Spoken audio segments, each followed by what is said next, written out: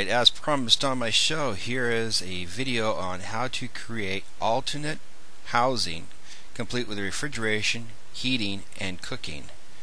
The first thing we're going to do is have an overview of what a covert alternate housing looks like. What I'm using is my hoop house for what I use my tomatoes and other such veggies. If you notice, it's about 5 foot tall and it's made of PVC and plastic piping.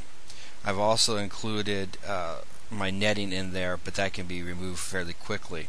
It's not a permanent type thing. Every good project begins with a base, and in this case it's going to be an 18-inch 1/2 thick rebar. And what you'll need is, for every hoop that you make, you'll need 2. So for example, in this one I have 5 hoops. I have 2 end pieces, one in the middle, and one in between at the quarters.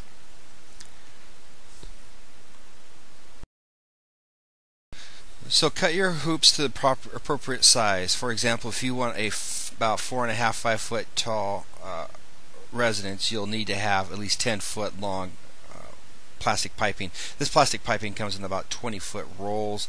They're fairly inexpensive, and you want the 1/2 inch thick or 1/2 inch diameter pipes. So what you do is you take one end and you put it over some rebar that you have buried into the ground with just a few inches showing. Next, you're going to need some T connectors for the ends, and then you'll need cross connectors for the middle pieces. Along with this, you also need some cable ties. I use chicken wire for the very top to give extra support, and in case of high winds you're not going to be losing an entire section. It will all be stuck together. And in this picture you'll see where I've taken a section of PVC pipe on another hoop that I use, and I've created a brace for the the vertical support. So if there's any heavy rains, it's not going to be pushing down on all the hoops. It gives it extra support also for snow, and that goes right into the ground. And what I've done is I've taken a T, put at the end of a PVC pipe, and then I've done both cable ties as well as some PVC cement to give it extra support. So after you've done this, what you need to do, just like with any other hoop, is you need to cover it with plastic. So when you do your plastic, what you want to use is the large binder clips to hold things in place. They're fairly cheap. You can get them from Staples. So let's take a look at this picture. You'll see where the binder clips would go around the tube, as well as it would go on the inside, so as to give you some extra strength and ability to adjust as you need to from the inside. Once you have all the ends done, you do the front and the back, and that way you have a wind-tight, weather-tight environment to which to live in.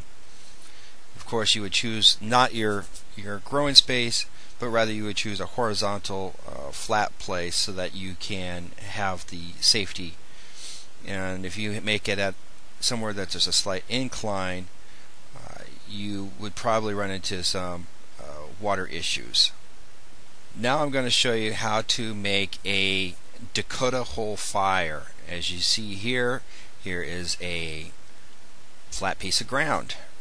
You have to start with ground somewhere along the line. I've dug a hole approximately 6 inches deep, and when you do this, make sure that you have plenty of shade around so as to keep your fire hidden. And now I've shown you a picture of a stick. This stick gives you the opportunity to dig a small hole just to the side of it. And as you can see from the subsequent pictures, that I have taken the stick, and approximately 10 to 12 inches away I've dug a hole from the top of the soil at an angle down into the pit. This is where the fire gets its oxygen. What you've done is you've created a low profile fire that you can actually cook over. It's low profile, so there will be light, there will be flame, you can see a little bit, but it's not like it's roaring fire. Because it's also nearly flush with the ground, you can put a piece of grill material from your barbecue. You can lay it on top of there and you can actually cook over it or boil water. And as these following scenes will show you, that because it's just dug from the dirt, you can cover it up. You'd be covertly, no one knows that you've been there, and you're leaving very little trace. What good is having a residence if the little ones are scared? So I have some solar lights that for patio, and they work really well. If it goes dark at 6 p.m., they're usually slightly dim at midnight. So take it, and then what you need to do is separate from the base, and you can use rubber bands, paper clips, whatever it takes to hang those from the top of the plastic hoops. You'll have lighting. It's a psychological thing. You'll want it. Now comes refrigeration. What you need to do is take 2 unglazed pots. I've shown you a couple examples here. And what you do with the largest of the 2 is you put some sand on the bottom, and then you take the smaller pot and you put it where it would be level with the top of the big pot. So you put enough sand so when you put the little one on it, the tops are level. Fill in the space between the big pot and little pot with sand. And then what you do is you pour water into the sand. Make sure it's saturated. It should be kind of, a little loggy there. You should see the outer pot getting moist and the inner pot as well. When you've put your items in there, cover it with a cloth, everything with a cloth, and make sure you keep that cloth moist. What you're trying to do is prevent the evaporation from the top, and you want it to evaporate from the side. This method works best in a dry environment. Humid environments will not get the as good as results as a dry environment. Now let's talk about heating. What I'm showing you here is a paint can and a apple juice can that have been formed to create what's called a wood gas stove. You can get about 10,000 BTU with this. Now I've included links in all the videos or where the images come from so you can get more information. I've made this. It's fairly simple, straightforward. You burn the items, and as the item is releasing its gas, the holes on the top allow the gases to be reburned. It's very little smoke.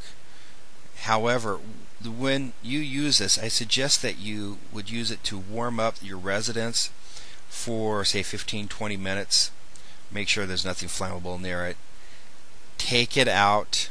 The flames will die on its own. And this way what you're doing is you're not having a carbon monoxide generator where you sleep. So warm your air up, put it outside, and then you can go to sleep. And that, ladies and gentlemen, is how to have alternate housing, complete with lighting, refrigeration, cooking, flame for cooking, and heat. Be sure to listen to my podcast Saturday night, 6 p.m. Eastern Time on PrepperPodcast.com. This is James Smith, the Covert Prepper, signing out.